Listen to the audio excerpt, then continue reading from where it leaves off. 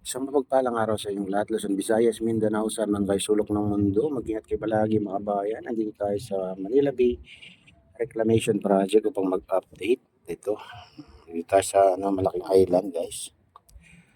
Nandiyan pa rin yung dredging vessel. Uh, Naka-standby dyan banda mga kabayan. Tabi ng dinadaanan ng mga sasakyan. Ayan, pasensya na kayo sa ating video. Medyo kasi yung paligid mga guys ay mapag. Parang nagbabadyang umulan kanina. Kaya tingnan nyo, yung pinagalingan natin dyan banda sa Manila Bay. Manila Bay Walk to Lumite Beach. Ito banda ayan yung building na yun. Doon na yung pag mga kabayan. Kapal ng pag. Parang parang uulan na kanina.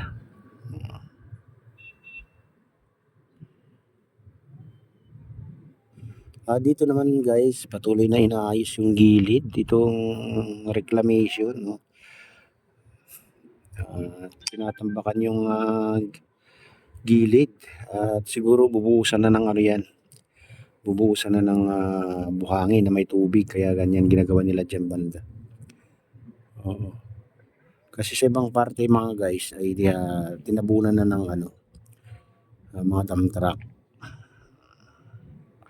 Kaya siguro nandito yung nandyan yung itong dredging vessel.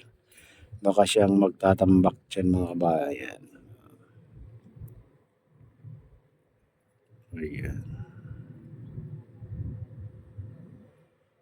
Baka siyang magbubuhos ng buhangin dyan mga kabayan. Pag natapos nilang lagyan ng harang sa bawat gilid ditong reclamation.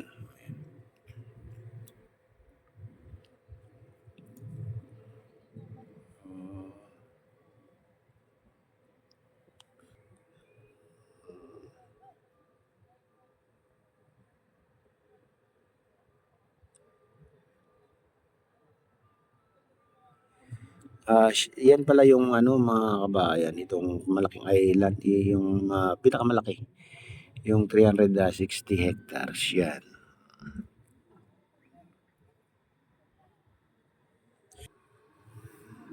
Ayan yung back ko mga kabayan, yan ang nagtatabak sa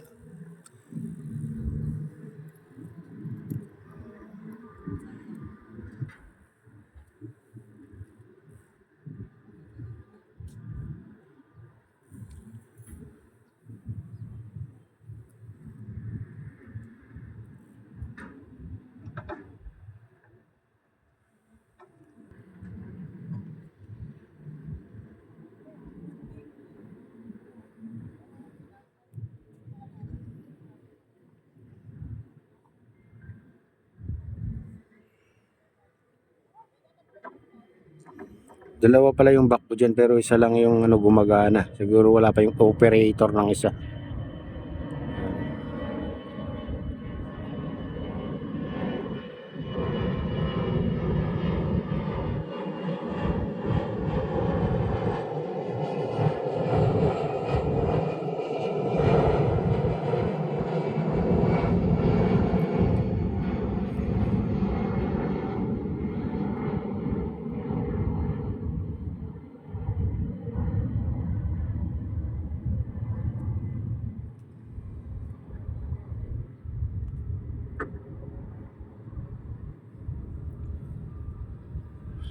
Dati mga kabayan, parang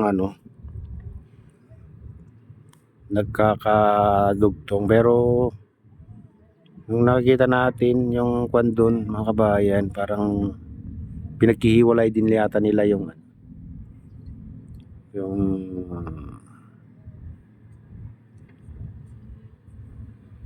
Horizon Manila saka yun yung solar. Ito tayo ng solar guys. Baka lalagyan din ng ano, pagitan na katulad dito, may tubig. Pag naandun tayo sa ano, nakita natin mga kabayan doon sa footbridge ng Manila Baywalk Dolomite Beach ay natataraw natin doon sa kalagitnaan yung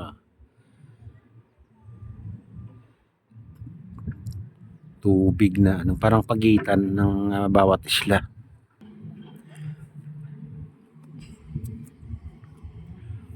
Ayan, katulad din dito mga kabayan sa ano, focus din natin dito sa ano ng tapat ng SM Molobesia. Ayan, ito.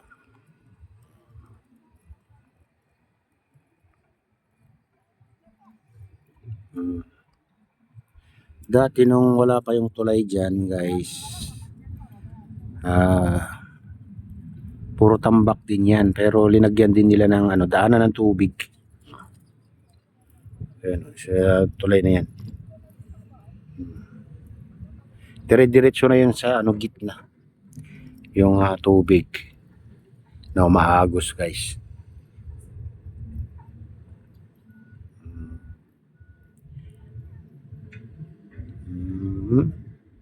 Ito naman, ito yung ano, nagko-connect sa ano, isla na nasa tapat ng SM Molobesia. Ito yun guys. Ito. Ayan na, tapat mismo ng SM Molobesia yan mga kabayan. Itong island na to. Oh, nalagyan na rin nila ng breakwater yung gilid dito. Pero doon sa banda kabila mga kabayan ay wala pa. Ano pa yun? Dito lang yung tinapos nila mga kabayan. Patuloy na gumaganda at may improvement itong island dito sa tapat ng SM Mall of Asia.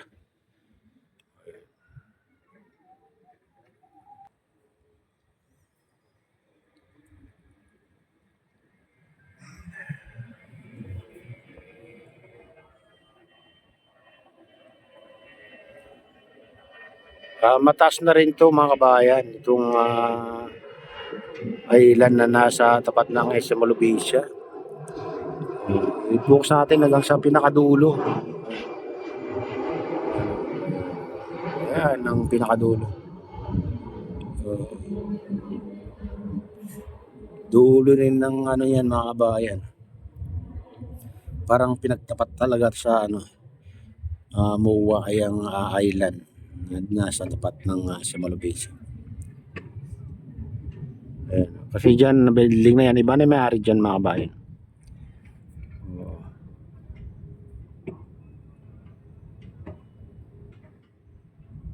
Ayan.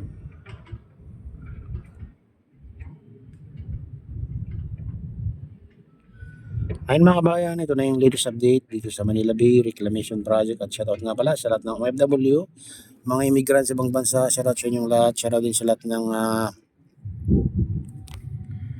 vloggers, shoutout din sa lahat ng sumusuporta sa aking YouTube channel, sana hindi kayo magsawang sumuporta, shoutout din sa lahat ng viewers, mga nagla-like, silent subscribers, silent viewers, mega love, shoutout sa inyong lahat mga idol, mga kabayan, saan man kayo sulok ng mundo. Ingat kayo palagi. Shoutout din kay Kuya Yo, kay Ate Lynn, kay Kuya Rick sa aking misis. Ayan. Sa utol ko dyan sa naluluaway na si Nestor. Ayan. Mega loud shoutout sa inyong lahat dyan sa naluluaway. At sa lahat ng taga-Bago Binterlaos Norte, taga-Malanggi Binterlaos Norte, taga-Pasuki Los Norte. Mega loud shoutout sa inyong lahat. At pagpalain na ng Diyos. Ingat kayo palagi. God bless us all. Bye.